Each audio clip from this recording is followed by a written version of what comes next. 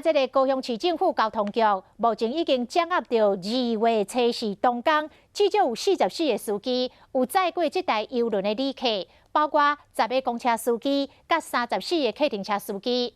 即摆客运甲客停车业者嘛拢提高警觉，逐工拢会加强车体的消毒。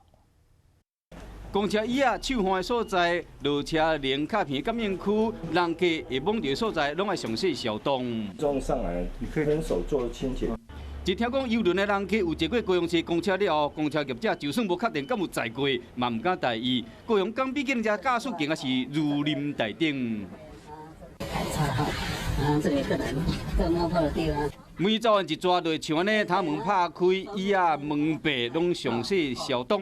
即嘛是人人自危，真个民众唔敢坐车，载客量直接就减差不多3成。我里面的司机有人载到啊，反正这是我们的工作啊，害怕也没有用。